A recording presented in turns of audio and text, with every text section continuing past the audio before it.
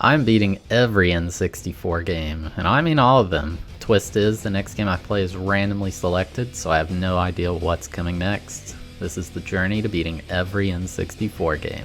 Last week we went around driving like crazy, and this week we're going snowboarding. Hey everybody, welcome back to another episode. If you do enjoy this video, consider giving it a like as it helps the channel out a lot, and if you like this series, make sure to subscribe so you don't miss out on the next one. Game number 14, 1080 Snowboarding, released in 1998, both developed and produced by Nintendo themselves. This was another game I had never heard of before, but it seemed like a lot of my viewers had played it. The only snowboarding game I'd played before this was SSX Tricky, but I honestly don't remember that game real well. So the game has multiple modes in it: match race, time attack, trick attack, 2-player, and training. Match race seemed to be the one that was the main single-player mode in the game, so we will need to complete that to beat this game. I decided to go with training to start things off just to get a feel of how the game plays. First thing to do is select our rider, and it plays a song that it seems to be really iconic for this game, with the song going like, "Work your body, work your body." It's so easy to get it stuck in your head. The riders you can choose from are Kensuke Kimachi, who's well-rounded, Dion Blaster, who's the fastest but can't control well, Rob Haywood, who's also kind of well-rounded, Akari Hayami, who can control the best but she's slow, and Ricky Winterborn, who has the highest technique, which I guess is for doing tricks. I decided to start out with Kensuke Kimachi because he seems the easiest to get used to a new game using the balance character, you know? You can also pick your board, and they have stats as well, and I'm not really sure what the deal with picking a board is though, because some boards seem to just objectively have the best stats, if the stats matter like that, so you just pick the ones with the best, I guess. So the training has you just going down a mountain, and it lists some tricks for you to do. The trick inputs are kind of similar to what you have in Tony Hawk, so I was able to learn pretty quick. However, that changed very quickly when I got to the spin tricks. It started out simple enough with the 180 and 360, but once it got to the 540, I had to do 2 separate movements on the joystick. I don't know how familiar you are with the N64 controller, but doing rapid movements with the joystick on it is really tough. I finally got the 540 after quite a bit of trying, and you have to do those inputs fast. 540. Oh! Then the game greets me with a 720, which is even more complex. Still, the 720 was only the 540 while holding one more button. 360. God, it's hard to spin it like that. 720. Okay, after the 720 naturally came the 900.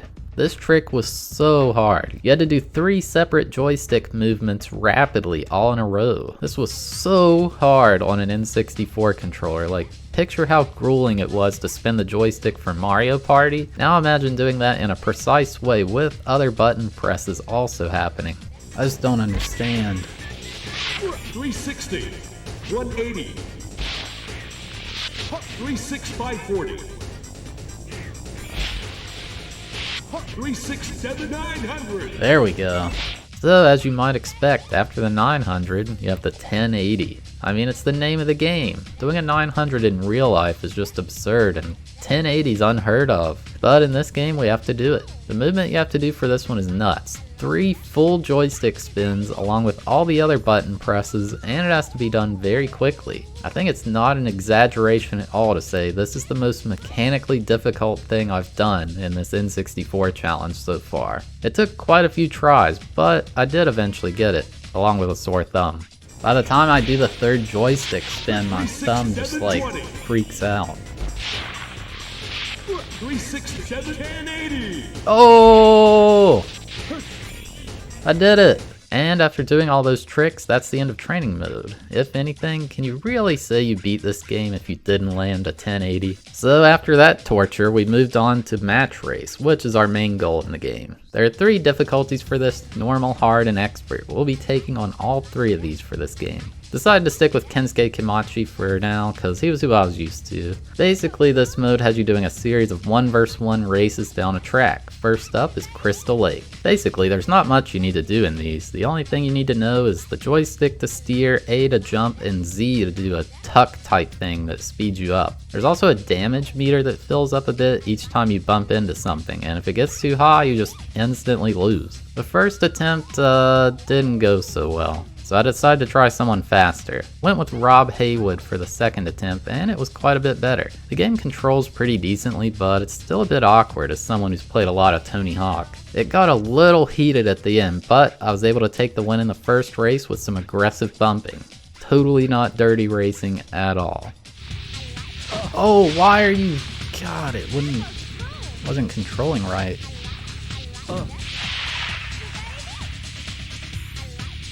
No. Okay. Oh, get destroyed.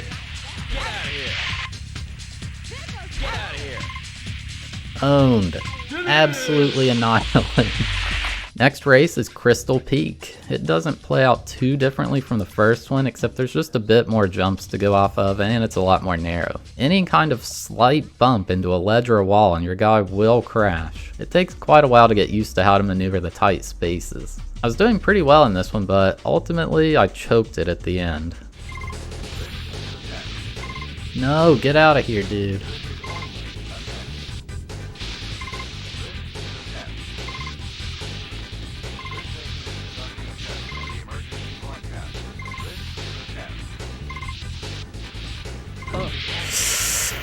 No! No! So when you lose in this mode, you lose one of your lives, of which you have 3, and restart the race that you lost on. So it's kind of nice that you don't have to start all the way from the beginning, you know? The second try went a bit better, even though I tried to choke it again, but I still won. Come on, dude.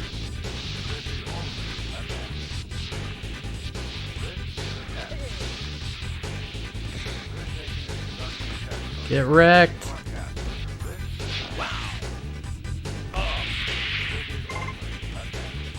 Get destroyed. Third race is Golden Forest. This one is a bit interesting because it has a shortcut at the start that skips over quite a bit of the course. And it ended up seeming like it was basically random whether or not the person you were racing against would take the shortcut. There's also a big stretch where you're going down a frozen river, and I don't know if it's possible to ride a snowboard on ice like that in real life, but it works in this game. Then there's a big drop off, and I just couldn't get my guy to not crash when landing on the ice off of it. More on that later. My damage meter was nearly maxed out the entire race, but I somehow managed to not crash anymore, especially at the finish line, and I was able to win on my first try. Don't you dare. So ahead. Just please don't die or whatever happens.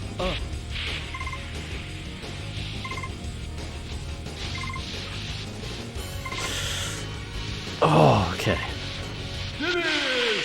The fourth and final course of this difficulty is Mountain Village. This one's pretty wild with some huge drops at the stop, which makes it basically impossible to not crash on. Then you go through a huge cave, which can't possibly be safe in a snowboarding race. Then there's a stretch where you literally go down like an asphalt road, which I don't think makes sense for a snowboard at all. Then you go down a grassy hill, which definitely doesn't make sense for a snowboard. But hey, it's a video game, we can do whatever we want. Finally, you go down a stretch of a bunch of buildings with some stone and construction signs, and the course ends. Somehow, I was able to beat this one first try, even though my damage meter nearly maxed out right away. Oh god. Hey, nice. The game plays a little cutscene showing your character celebrating at the finish line, then it tells you to try the next level. Technically, by the rules of this challenge, I had beaten the game on the default difficulty, but it didn't feel complete, so I kept going. So on we go to the hard difficulty. The expert races are identical, except your opponent will be going a lot faster than before. In the first race on hard, I finally maxed out the damage meter, and it just shows your character fall down and they just lie there in shame. Then you lose. But yeah, other than the CPU being faster, there's not really anything different about the higher difficulties. In race 3, I had a super lucky finish where I got bumped into from behind right after I crashed right at the goal. No! Yes! Yes! Get destroyed! Get wrecked. The one thing that changes is on each higher difficulty you unlock one new course, and for hard you unlock the Dragon Cave as the final race. This one starts out going down a massive hill with lots of turns through it, then you somehow go across a wooden bridge, which shouldn't be possible, then through a valley with a bunch of huge rocks, then another wooden bridge. On my first attempt I maxed out the damage meter and lost, but then on my second attempt I realized that the huge hill at the start, you can literally just jump off the side of it and it saves a huge amount of time. Whee!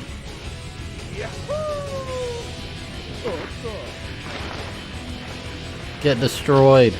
The AI will go down the hill like normal and you can just build a massive lead. It seems like an oversight by the devs because this shortcut is kind of obvious and it doesn't seem intended. Unfortunately for me, I lost 3 times in a row and had to start expert all over again. I ended up going with Akari Hayami because her control was so good and I was able to beat the hard circuit with her. I don't know, maybe I wanted to go in there.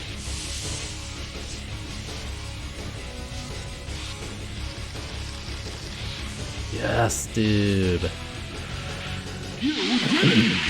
There we go. So after beating the hard circuit, we move on to our final challenge, Expert. Expert is really difficult. Like, you basically need to master the movement with your character and know all the best lines to take in each race. Like, in the first course, you can take a tough shortcut by jumping over a wall near the middle of the track. There's also an advanced tech that's necessary for you to avoid a crash after any fall. Basically, you have to press Z just before landing, and it's kind of a strict timing, but if you do it right, you won't crash from any high fall, which was a huge problem for me because it raises your damage meter and you just lose so much speed from crashing. Even with all this knowledge, I still struggled quite a bit on Expert, and I lost the 3rd race on my first attempt. Winning 6 races in a row with the CPU being this fast was going to be a tough challenge. After quite a few attempts, I had a run going where I made it to the 5th course with only 1 life left. It was grim, but I still had to try, you know? I did the shortcut where I leaped off the cliffside, but now I had the tech to land, even from a ridiculous height like this.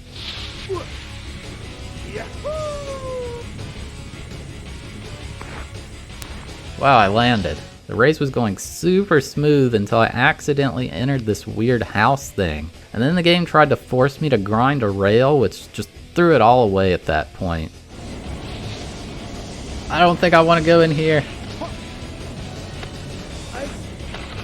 What is happening? What was that?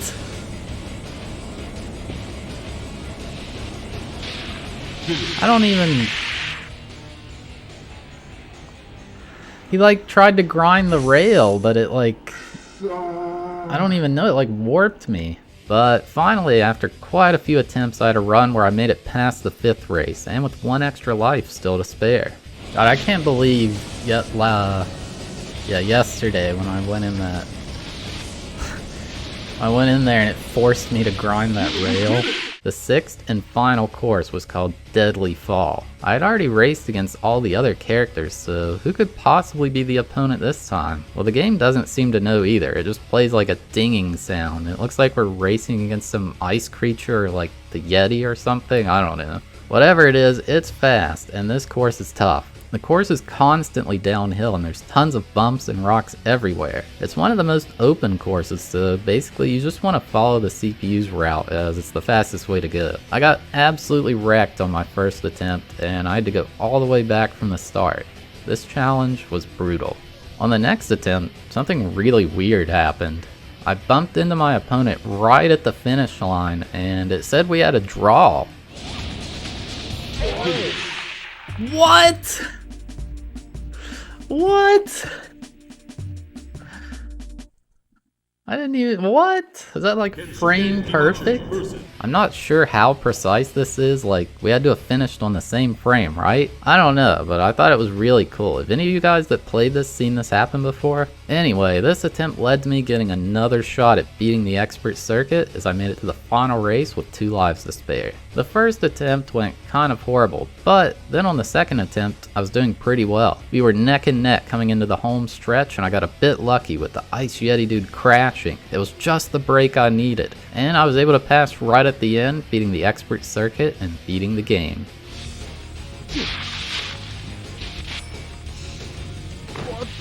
Oh, come on. Come on. Come on. Yes!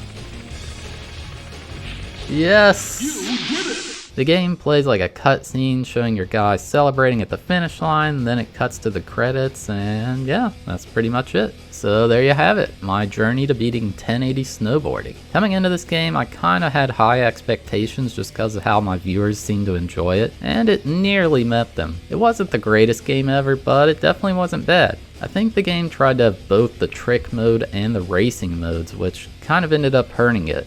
If they had just focused on one of those, I think the game could have been amazing, but with both being part of it, they were just both kind of good instead of one of them being great. I gave it a 6 out of 10 for enjoyability and a 4.5 out of 10 for difficulty, because the expert circuit is pretty rough. But yeah, if you made it this far, thank you so much for watching. I really appreciate it. If you did enjoy the video, consider giving it a like, as it helps the channel out a lot. And if you like this series, make sure to subscribe so you don't miss out on the next one. But yeah, thanks for watching, and here is a peek at what is coming next. The list 1080 snowboarding, you can see, is gone. So now there are 294 games on the list, and we'll see what happens. We will see what happens. What's it gonna be? 156, right in the middle. That is the next NASCAR game, which is NASCAR 99. Heck yeah, baby.